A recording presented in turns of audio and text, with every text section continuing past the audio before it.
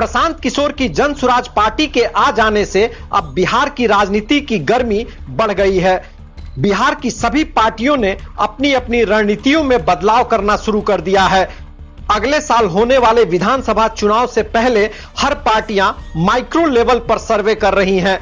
इस सर्वे के अलावा अन्य कई फैक्टर को देखकर पार्टियां यह तय करेंगी कि किसे विधानसभा चुनाव के लिए उम्मीदवार बनाया जाए। बिहार के सिवान जिले के 8 विधानसभा सीट को लेकर भी कुछ ऐसी ही तैयारियां चल रही हैं। 2025 के विधानसभा चुनाव में सिवान जिले की 8 सीट को लेकर मंथन का दौर शुरू हो चुका है। जो खबरें छनकर आ रही हैं उस हिसाब से उम्मीदवारों के नाम के कयास लगाए जा रहे हैं।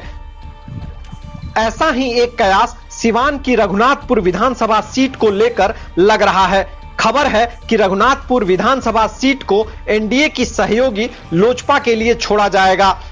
बता दें कि एनडीए की प्रमुख पार्टियां बीजेपी, जेडीयू और चिराग पासवान की लोजपा है।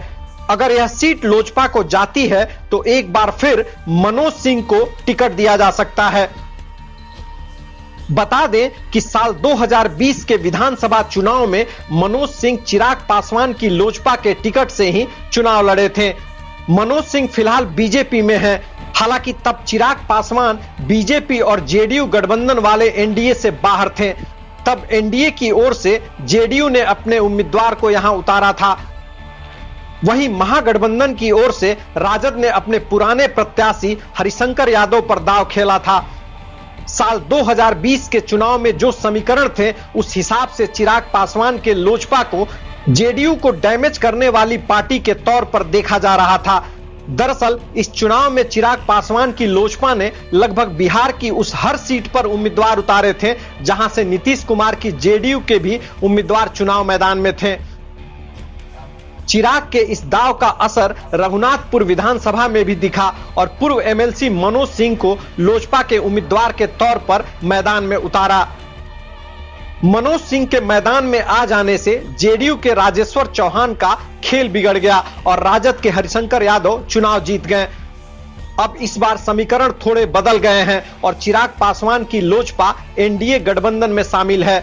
ऐसा कहा जा रहा है कि चिराग पासवान बिहार की उन विधानसभा सीटों पर दावा ठोक रहे हैं जिन पर जीत और हार का अंतर नजदीकी रहा था।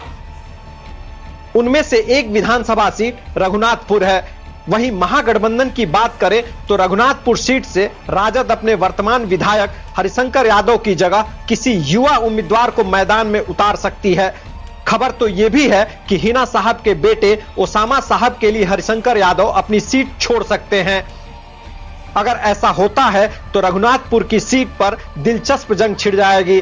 कहने का मतलब है कि ओसामा साहब और मनोज सिंह का सामना हो सकता है। हालांकि इन खबरों में कितनी सच्चाई है यह वक्त बताएगा। फिलहाल आपको बता दें कि रघुनाथपुर विधानसभा क्षेत्र में राजपूत समुदाय के लोगों की संख्या ज्यादा है। यही कारण है कि इस सीट पर किसका कब्जा होगा इसका सीधा असर इस बात से होता है कि राजपूत वोट किसके पाले में गिरते हैं या गिरेंगे।